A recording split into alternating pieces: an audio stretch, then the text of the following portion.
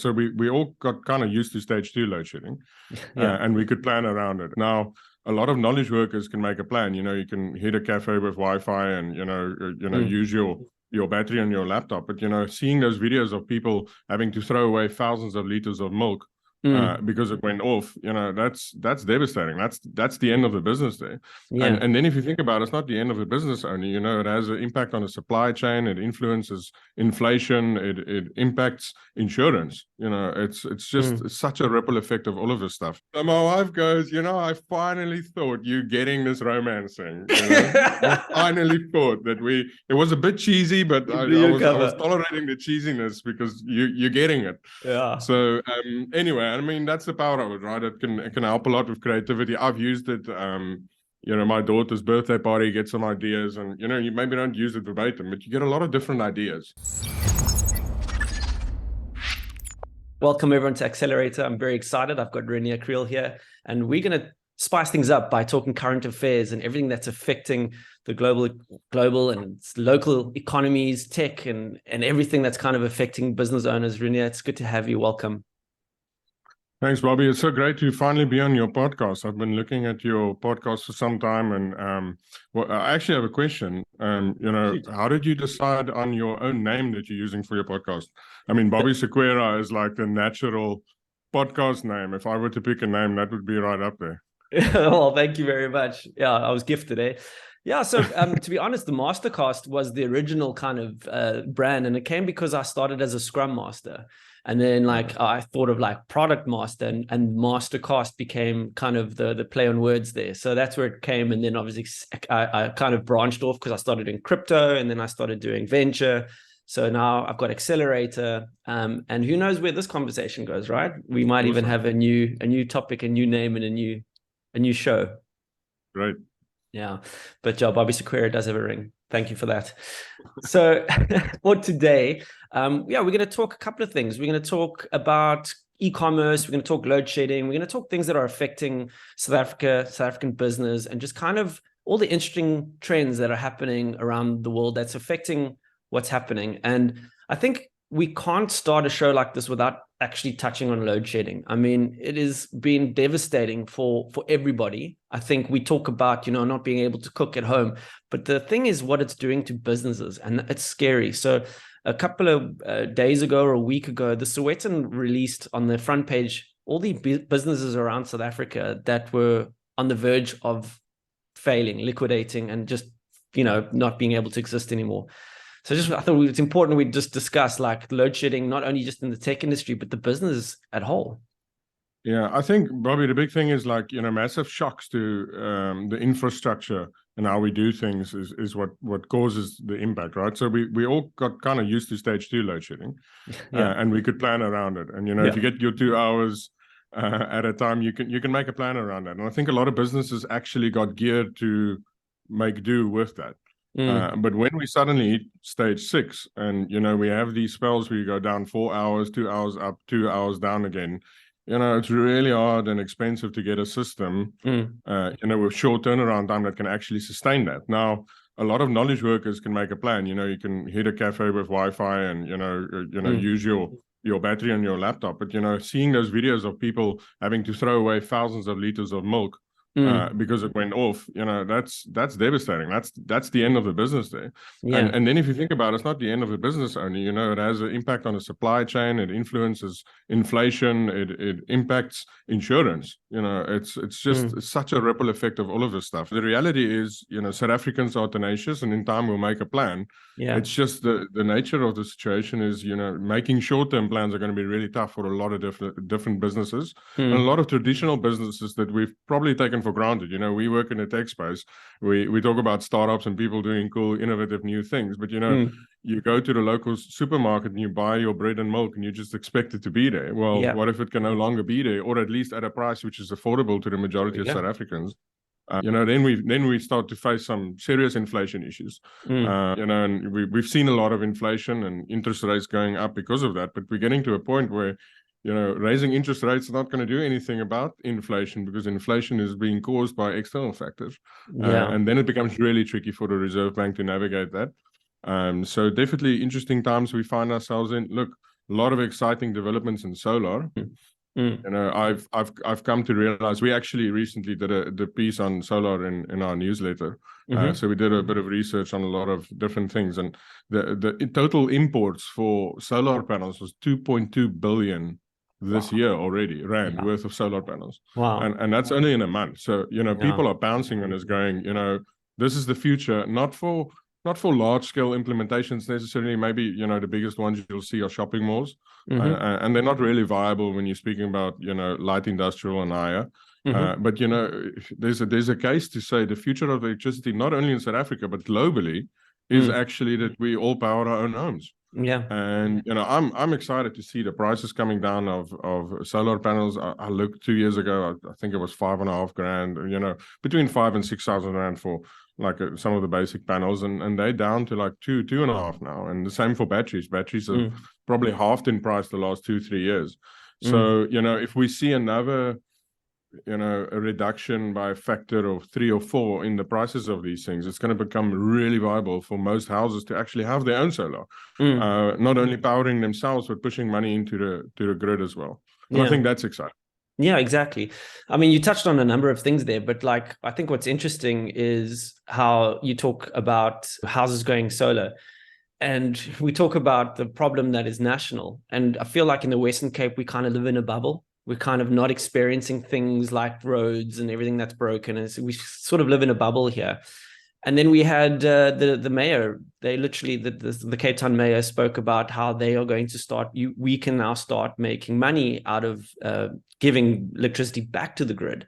So it's amazing. I feel like we are at the forefront. I mean, the energy crisis, I mean, obviously was spurred on by the whole Russia-Ukraine war. And so globally, everyone's talking about now power and electricity. And I feel like we're quite oiled in understanding how to solve a lack of power, which is quite interesting. Being innovative and like getting those supplies and understanding the solar and setting up inverters and all of that. I mean, we're at the forefront of a evolution towards a greener world almost. Yeah, and look, I love that. I mean, in so many ways, South Africa is leading the charge globally without a lot of people knowing. I mean, we're the first democracy in the world that's truly living in a diverse society. We're showing the world what it takes to build a non-racial society. Sure, we've got a long way to go, but if you travel the world, we are years ahead of most countries when it comes to that. And the same applies when we talk about electricity, right? So I heard talks of, you know, operations managers of large retailers, of ShopRite, you know, getting called into meetings with European retailers asking, please tell us, what did you do? How did you manage this? Yeah, right? So I always think about that. The fridges, like you said, the milk, everything going off. How have these retailers been keeping their stock, you know, safe to sell in stage 6? Sometimes they don't, and it impacts the prices, exactly. Right? But I think the global thing is, you know, we on the one hand we pressure to go more green, but the reality is the growth at which the global economy needs to grow in order, you know, to eliminate poverty, to improve lives of people. You know, there's a mismatch in terms of what we can do with renewables at the moment versus, you know, what the demand is. And, you know, we've kind of slowed down on, you know, the traditional fossil fuel route, but we haven't quite yet solved the issue on the other side. So it's, you know, it's Russia and Ukraine has an impact. But globally, I mean, we've had talks of and news of blackouts in Texas and California every winter for some time now. Yeah. And I mean, these are countries that don't have issues of the like of Eskom. It's just it's part Eskom, but also part just the world we're living in right now. Yeah, 100%. So another thing you kind of touched on is, you know, inflation and all of that. And literally yesterday, so we're recording here on a Friday morning. So yesterday, the South African Reserve Bank announced another 0.25% increase in interest rates. And obviously they're doing it, I believe they're doing it more to kind of keep the rand competitive on the global markets. But if you think about, you spoke now about inflation and you know, the effect that load shedding is having on these supply chains, you know, less supply of goods means higher demand, which brings up the prices. What is the effect going to be on new homeowners, aka I'm one of them, with these massive interest rate hikes that are constantly happening? What's going to happen to our market? Like, what can we afford? Our economy is so thin as it is, and now we're slapping on all these interest rates. I mean, the consumer's really getting hammered here. Yeah, look, homeowners, specifically in first-time or new home owners, are definitely feeling the pinch of when the interest rate moves. But here's something that I found interesting, right? So our interest rate at the moment isn't much higher than what it was pre-COVID. Exactly. Right. Yeah. And, we were kind of stuck in that band, basically due to growth and, the position of the rand compared to global currencies, etc. Now, fast forward post-COVID, we're now living in a world where America's interest rate is substantially higher than what it was Like pre-COVID. massively higher. And we kind of where we were. So it's as if this shuffle of cards, this roll of this dice of COVID, actually, it does seem like the Reserve Bank played it really well, because we could have been 5% higher, right? If we followed America all the way, and then we would have been, and then it would have been really tough. Yeah. So I think they managed really well through this entire thing, and it's what chaos is always an opportunity, right? So there was chaos in the world, and I think South Africa is actually in a very good position now. We just spoke about load shedding and all of that and the impact that has had, but from a global perspective, I think we've caught up a bit, which is exciting. Caught up in what way? Caught up in terms of economic progress, or not economic progress necessarily, but as the world took 5 steps back, I think South Africa maybe took 2 back. Okay. So where we were 15 steps behind, now we're only 12 behind. Yeah. In certain areas, and it's obviously a much more complex topic than I'm trying to explain it now. No, I get it. 100%. But the gap has narrowed between developing countries, I think, and the developed world. Yeah.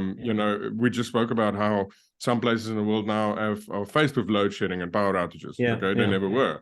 Yeah. Okay, and that's also impacting their economy. Yeah. So all of a sudden, we're in this position where, sure, the interest rate is going up, and the positive signs is they've indicated that they think it might, either that'll be the top or they'll slow down now. So if we can budget and make it work from here. Yeah. And, well, they're saying it is.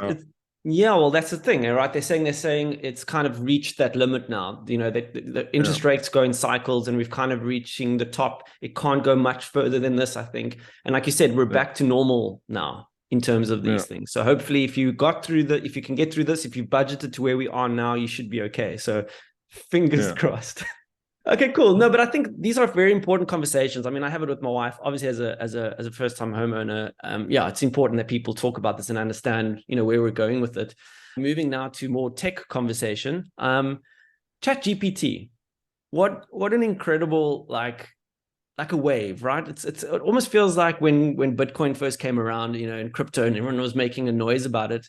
Everyone knew that AI was coming, but it's quite interesting is when I go to a braai, or if I go to like a gathering, whether it's family or friends, whatever, and I talk about ChatGPT, it's actually quite interesting how many people don't know about it yet. So do you want to maybe explain, how would you... So funny story. Funny story. We, since we started the newsletter in November, we typically check out different trends and things that are impacting the world, right? So we've been keeping an eye out on AI. And literally 2 days before ChatGPT 3 goes public, we sent out a newsletter, and we were kind of ripping a newsletter, trying to write a headline for all the content we've got on our article. And it was a joke. It was all over the place. And 3 days, and we made the joke to say, our jobs are fine because we, look at what AI does when we ask them to write. So next thing, 3 days later, they launched ChatGPT 3. And then we found something that actually does this properly, right?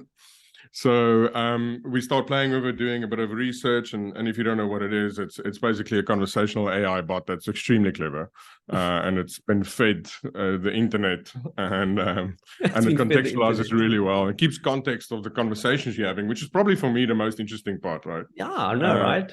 And they've got these things now, so when you're working on something, you can go back to that, and it kept that context, and you can continue the conversation, and you can work from there. But anyway, so we're doing research on this, and one of the cool things we found is it can actually write songs, right? So you give it a little prompt and say, write a song for my wife. She has blue eyes and blonde hair, and she's the love of my life, whatever, right? And then it writes you this beautiful song. So I try it out, and I give it some prompts for my wife, and it writes me a song. And I pop it in WhatsApp, and I go, "Hey, I wrote you a song." So my wife replies very interestingly. She's like, "Oh, love this and hearts, and not like this is stupid." She's like, "This is really awesome." Yeah. Anyway, and I'm like, okay, that was strange, so let's go on. And we feature this in the newsletter. And my wife, a morning routine on a Thursday is, we send it out at 6. So just after 6, she reads our newsletter, and we have a little chat about it. And then we feature this part of it can even write songs for you. So that morning, I'm still in the kitchen making coffee, and I get a WhatsApp with a screenshot going, it can even write songs for you with 5 question marks. And I'm like, oops, I probably should have said that song was written by You should have been come ChatGPT. clean off the bat. So my wife goes, I finally thought you getting this romance thing. I finally thought that it was a bit cheesy, but I was tolerating the cheesiness because you're getting it. Yeah. So anyway, I mean, that's the power of it, right? It can help a lot with creativity. I've used it. My daughter's birthday party, get some ideas, and you maybe don't use it verbatim, but you get a lot of different ideas. Yeah. And I think that's the value of it. Yeah. I think something that I've also realized is it is a bit of hot and cold in certain areas. So, sometimes specifically things a lot about, right? Yeah. It gives you stuff and you're like, okay, that's what I would have expected an intern to reply. So how I see it is it's an intern that I sometimes have really good ideas and has a lot of knowledge about different things. And I think if you view it in that context, it can definitely be helpful. Yeah.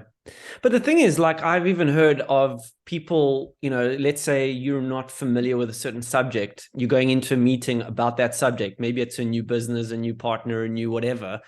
And you can literally quickly put it in there, whatever it is. I want to learn about the tax or something like that. And it will prompt you and at least give you a little bit of knowledge very quickly about it. And people go into meetings with this newfound knowledge and actually are able to withstand a meeting a lot better, which is quite phenomenal. So actually what's interesting is when you do podcasts like this, Rob, it's important to show your hands so people don't think you're actually typing ChatGPT and getting everything to ask. Giving you topics. What should I talk about next? Which is something that it does quite well. You can tell it, pretend to be a interviewer of a blog about this and ask me questions, and it actually does. So you can practice like that. But what I've found, which I think is a trap, and some people need to be aware of this, right? If I were to force you to speak about a specific subject and you have very limited knowledge about it, right? And you're not allowed not to give an answer, right? Chances are you're going to connect some dots and make a few assumptions and present it in a believable way because, that's just, how we do things in social constructs. It's like we don't want to look like we're stupid or uninformed, so we make up a few things, right? And that's what ChatGPT does. So when you for instance, we create a lot of memes in our newsletter, and it's one of the favorite things we do. And I try ChatGPT for creating memes. Okay. Right. So I go, cool. I'm going to give you a tech headline. I'm going to give you what it's about. I'm going to ask you to tell me what meme we should use, and give me some text. And it ended up creating memes that don't exist. It said something like, it's a meme of the character T-Pain from 30 Rock. I'm like, wait a minute, I don't watch 30 Rock that much, but T-Pain was never in 30 Rock. I don't know. And I Google, and T-Pain wasn't in 30 Rock. It doesn't exist. So, oh, wow. So it kind of took it understood that a meme is different elements in different shows and environments, and then tries to present that to me as the answer, but that's not correct. Yeah, interesting. But had I not checked it, I might have slapped. If you just weren't none the wiser, exactly. And then what happens? Like, you might get fired for that. So be careful. Yeah. When you ask it things, because it will give you a very convincing answer without actually telling you what is fact and fiction in between it. Yeah, no, that's true. I mean, when I do talk to certain people, they do say that it is version 1. I think we need to remember that, right? And it's learning. It's machine learning. It's AI. It's learning, and the more we ask it questions, the more it's getting better at its job. Well, that's where it gets interesting, right? Because parts of this needs to be fact, right? So part of what it needs to be fed is fact, and that's fine. That's easy. Trying to ask it what's 1 + 1. We'll tell you it's 2. Unless you tell it my wife says it's 3, then it goes, cool, your wife might be correct. But you're going to get into as much trouble as maybe even worse. Careful. So it does. So we need to feed it with data. We need to feed it with facts, right? But then we get to this little gray area in the world right now where people go, well, what is actually fact, right?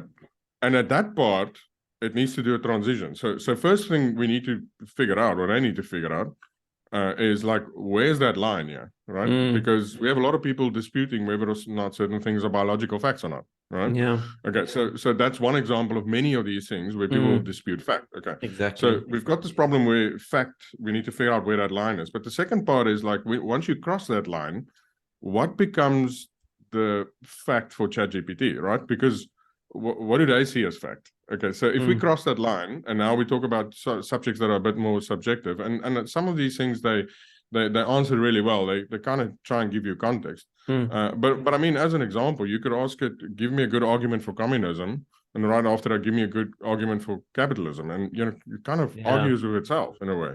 And then you go, but neither of these are facts. Yet if we read it, it kind of seems like it is. But so that's a very gray area. And I think something that's important is, for the world going forward, who's going to control the input? Who's going to determine what this thing says to you when you ask it, right? Yeah. Because I believe, yes, it's machine learning, it's AI, but if Sam Altman decides communism is the way to go, you might subtly change the responses we get.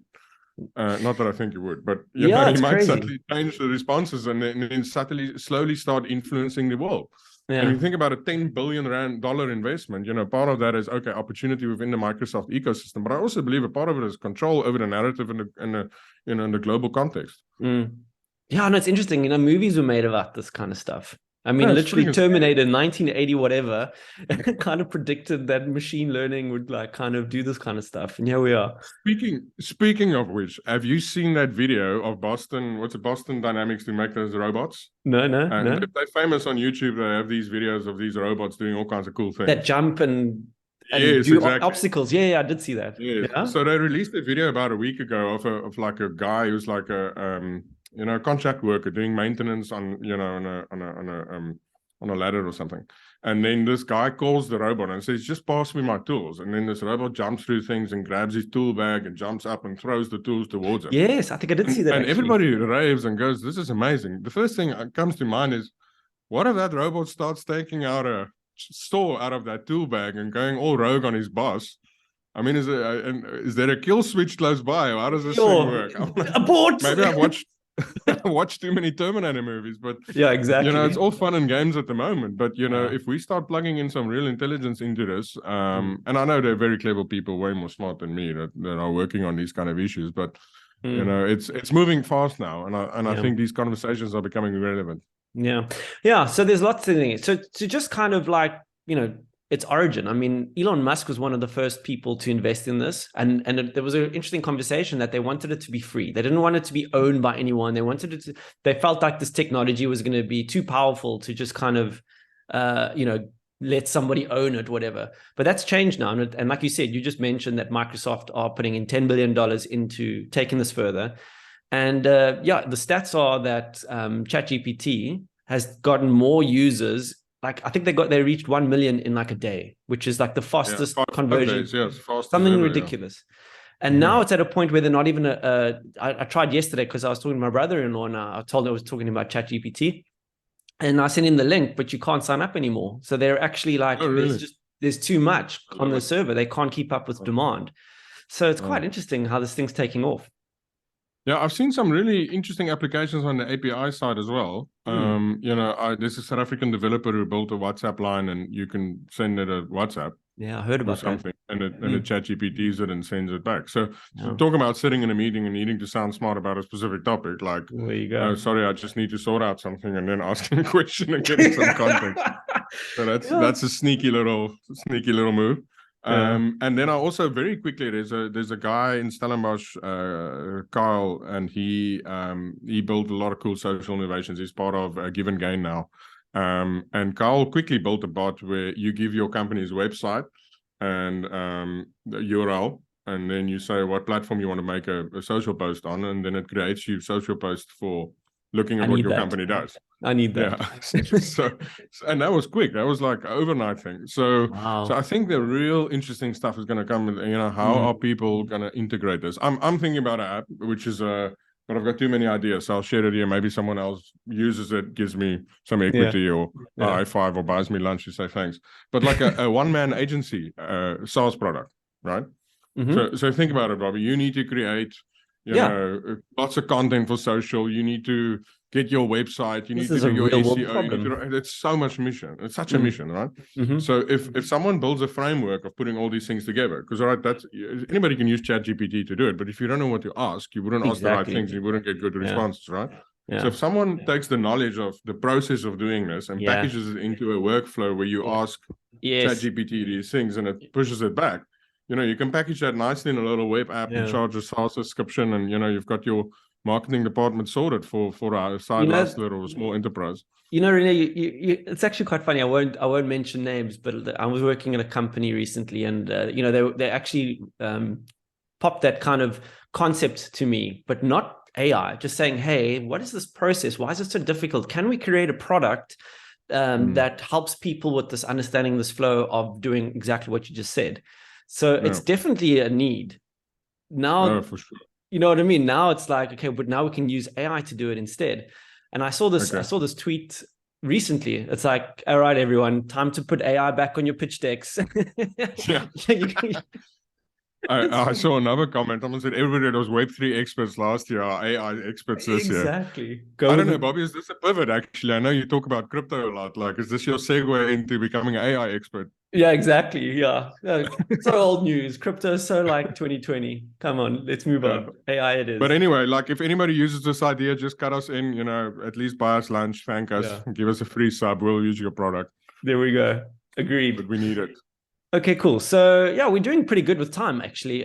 So one of the other things we wanted to talk about was Takealot. And I think Takealot's been on people's minds for a long time. Like, they came in, they're kind of the Amazon, and then we talk about Amazon actually planning on coming into the country, but it's quite well known that Takealot are not very profitable. And but like here in Cape Town, I mean, I drive along the N7, here's a brand new massive warehouse for Takealot. So like they've got a lot of cap in there, but yeah, they're struggling. What's your kind of take on Takealot and its story and its journey?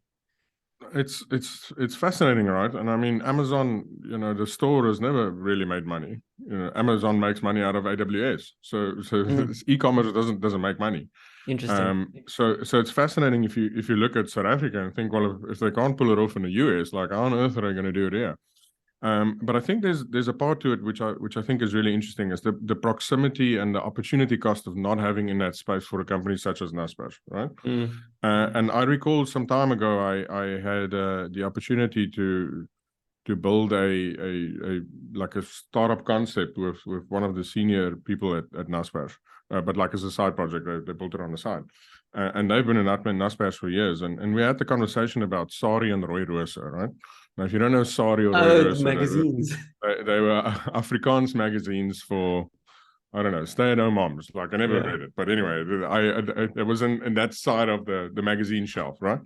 And they said, like, for a very long time, neither Sari nor Roy Rooser made money, right? So just for context, I think Roy Rooser was the Naspers publication, and Sari was the Caxton. Oh, I might get the story wrong. But anyway, there was the one publisher had the one magazine and Naspers had the other one, right? But both of them were making a loss, right? So my question came over, why don't you can one of the two? And, we can if it doesn't make money, why don't you cut it? And the answer was, well, if we cut it, then the other publisher makes money with their magazine. So there's enough money for one magazine to make money, but not for two, right? Yeah. So they'll pull out someone else's money, then they're going to grow it into something big, and they're going to have a different kind of opportunity because they've done that. It will help them in other areas. It's more of they're a winner there. It's more of a defensive move. Like, we don't care. It's a defensive move. Yeah, that's interesting. So if you think about it, if we go, you know what, Takealot didn't work, let's scan it, right? So next thing, everybody that bought a Takealot are now going to buy at all of these other e-commerce stores, and with their smaller operations, they can all make money and potentially become something big, which then in other areas could become a threat for Naspers. Interesting. So it's sometimes it's not always about making money, specifically in a group context. I mean, I don't get me wrong. I think any Naspers shareholder would love Takealot to make substantial amount of money, but there's also some strategic advantage in having Takealot in the stable at the size which it's at, right? Yes. And potential long-term advantage, which could see substantial profits, right? So I mean, if you look at that space, if you can get the entire e-commerce space automated, right? If you can eliminate employees, right? Because that's, if you look at Amazon in the US, that's what they're doing. They plug in robots roaming the floors. Yeah, robots doing deliveries, like drones dropping off stuff. So, and I think that's where Amazon's going. That's the plan. That's how they're going to make money. Yeah. They're going to eliminate the workforce from it. And just and at that point it will be really profitable because it's a big player. And I think Takealot, the same thing applies here. But what is exciting, and I mean, you would have noticed this, Bobby, like in COVID times, e-commerce really became a thing everywhere. Like every retailer has an e-commerce store now. So that's quite cool. There's a lot of adoption, a lot of opportunities. And I think small players, there's a great opportunity here. If you do something niche, you do it well, you package it well. I mean, if you think about load shedding stuff, right? If you look at the prices on Takealot compared to the niche guys, I mean, it's not even comparable. Like those guys are smashing it. And they're using Pargo for deliveries, the one I used the other day. So literally across the street, I could pick up the package at one of the stores there. It was super convenient. It was there within 2 days. What an experience. So if you're thinking about doing e-commerce, get in there. I think there's an opportunity for niches, for people to build nice lifestyle businesses. As for big corporates making money with this, I'm not convinced. Yeah, it's interesting because there's all this debate also on food deliveries. I think, so we talk about NASPAs and Prosus. I mean, I think it's Prosus that is in the European market trying to buy all these food businesses and stuff. And I just shared an article with you before we started recording about how Takealot is partnering with Pick and Pay and using the Mr. Delivery kind of arm of it. So everyone's trying to figure out how to get involved and trying to figure out how to make money out of it. So you're saying that the smaller guys are actually at more advantage than these, the Checkers 60Sixty and Pick and Pay fighting each other. Well, I think Checkers 60Sixty is doing a smashing job. I mean, that execution of that is great. And I've had the privilege some time ago, long time ago, when I used to run an agency, to work a bit with a lot of the people that were in the team 10 years ago when we built the first Checkers app, right? And Neil Schroeder, who's heading up the innovation for ShopRite, used to be the marketing director. But Neil is relatively young for his position. He's super passionate about tech and all-around great guy. And he's just been building a fantastic team. So, and I think what they've done at Checkers 60Sixty is phenomenal. They've just built something that finds a very specific niche and solves that well. And it's something completely different to Takealot, right? It's 60Sixty solves that problem. And this is something I've been looking at for years, going, I don't want to buy an entire trolley, because Pick and Pay, remember Pick and Pay launch, you can buy your entire trolley and we deliver it next week, Thursday. Right. Yes. Like, well, that's not useful. I think I want to buy tonight. Like, what can I get now? And Checkers answer that question, because the reality is, our lives change. I mean, Bobby, have you planned what you're going to eat tonight or tomorrow? You don't know, right? I don't know. You're going to order it later, or you're going to stop at the local grocery and get that stuff and make that tonight. And Checkers 60 understood that problem well. It wasn't about buying groceries online. It was about, I need the stuff now, and the name says it, 60-60. You get 60-60. it in 60 minutes. Great branding. So, and I think that there's opportunity there. I need to dive into the financials of ShopRite and figure out, like, how much money it's making. But the last time I checked, it looks like it's really bringing in a lot of money for them. And even if it doesn't make money itself, remember, they're still buying from Checkers. Yeah, right. Exactly. Now, the way I live, there's no convenient Checkers close by, so I never go there. But I use 60-60, right? Oh wow. So now they're competing with Spar, that's around the corner. So Spar's got this big fancy expensive building across the street from me, but I sometimes use Checkers now. Yeah. Right. So they've extended their reach, which and it's, speak about a defensive strategy. I mean, that's both defensive and aggressive. Yeah, exactly. You can't go to a Checkers store now. You say you don't have one nearby, but there's one down the road from me, and you can't not go inside, and there's all the people bleep, bleep, bleep, and they're busy packing these little brown bags and getting everything. It's like, it's there. It's in front of you to see how didn't they launch a store which is not a store anymore? I think they did their first one. I can imagine. Like a warehouse store, for just pickups. Well, that's what it becomes, right? And that's incredible. I mean, that kind of talks about, like, jobs and stuff. And I think one of the topics that we also wanted to touch on is, all the job layoffs that we've seen in the United States. So we kind of spoke about all, economics and everything. Just to finish off, I mean, it's been quite if you've been paying attention, Google, Facebook, I mean, Twitter started it. Everyone's been letting people go. Do you think that we're going to see that coming into South Africa as well? The tech slowdown, Luno just announced this week that they're going to be letting off 35% of their global staff. That might affect South Africa. So what's your take on this global trend of, a recession and all of that? Yeah, firstly, I just want to say, I mean, we talk about these things, and I think it's a very important topic, but, there's also people involved, right? So exactly. individuals are involved and, their lives get affected. So, just want to say insensitive towards that. I think losing your job sucks. We can't afford it in this country. The people just literally cannot afford to lose. But what is very interesting in the States, I just checked this morning, Microsoft hired 100,000 people in the last 2 years.